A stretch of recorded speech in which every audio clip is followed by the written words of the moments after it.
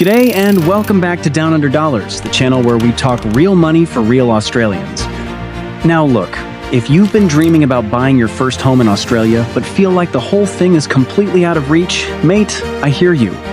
Housing prices in this country have gone absolutely mental over the past few years, and for a lot of young Aussies, it genuinely feels like the dream of owning your own place is slipping further and further away every single year. But here's what the headlines don't tell you. Thousands of Australians are still buying their first home every single month. And they're doing it by knowing exactly which grants, schemes, and strategies are available to them that most people have absolutely no idea about. So today, we're breaking down everything you need to know about buying your first home in Australia in 2026. The grants, the schemes, the deposit, the process, all of it in plain English. Let's get into it.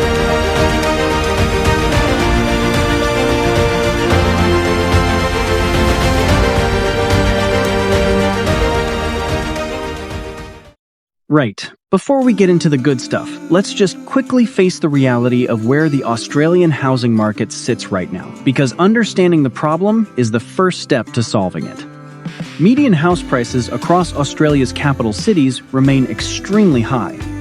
Sydney sits above $1.4 million, Melbourne around $900,000 to $1.1 million, Brisbane around $850,000 to $950,000, and even Adelaide and Perth, which were bargains just a few years ago, have risen significantly to $650,000 to $800,000. For most first home buyers, that sounds absolutely terrifying. And honestly, without a strategy, it is. But with the right approach, the right grants, and the right government schemes behind you, getting into the market is far more achievable than most Australians realize.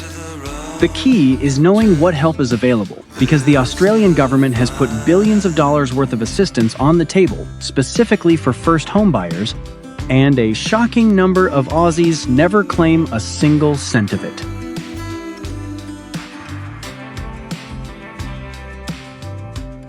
This is the section that is going to genuinely surprise a lot of you, because the amount of government assistance available to first home buyers in Australia right now is substantial. First up is the First Home Guarantee Scheme, formerly known as the First Home Loan Deposit Scheme. This is an absolute ripper of a program run by the federal government through the National Housing Finance and Investment Corporation. Under this scheme, eligible first home buyers can purchase a property with as little as a 5% deposit without paying lender's mortgage insurance, which normally costs tens of thousands of dollars.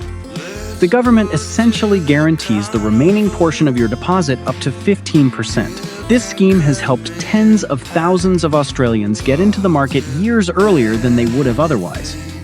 Second is the First Home Owner Grant, a one-off cash payment from your state or territory government, specifically for first home buyers purchasing or building a new home. The amount varies by state. In Queensland, it's $30,000. In Victoria, it's $10,000. In New South Wales, it's $10,000. And in Western Australia, it's $10,000. Some states offer even more for regional purchases. This is free government money that goes directly toward your purchase, and you'd be absolutely mad not to claim it if you're eligible. Third is the First Home Super Saver Scheme, and this one is criminally underused by young Australians. This scheme allows you to make voluntary contributions into your superannuation fund and then withdraw them later specifically to use as a home deposit. Because super contributions are taxed at only 15% instead of your normal marginal tax rate, you can save your deposit significantly faster than keeping it in a regular savings account. You can withdraw up to $50,000 under this scheme, which is a serious chunk of a deposit in most Australian markets. Right, so let's talk about the deposit, because this is where most first home buyers get completely stuck. The standard advice is that you need a 20% deposit to avoid paying lender's mortgage insurance.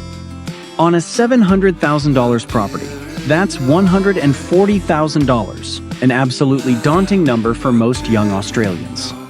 But here's the thing, with the First Home Guarantee Scheme, you only need 5%. On that same $700,000 property, that's $35,000. Still significant, but a completely different conversation.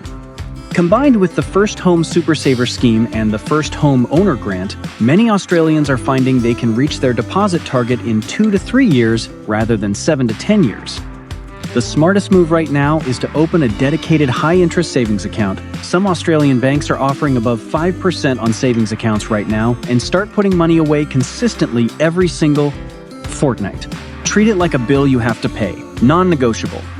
So there you have it, the real roadmap to buying your first home in Australia in 2026. The grants are real, the schemes are legitimate, and the opportunity is there if you know where to look and take action. Here's your recap. Face the reality of the market, but don't let it paralyze you. Claim every grant and scheme you're entitled to, especially the First Home Guarantee, the First Home Owner Grant, and the First Home Super Saver scheme. Get your deposit strategies sorted with a high-interest savings account and start contributing consistently. The Australians buying their first home right now aren't luckier than you, they're just better informed.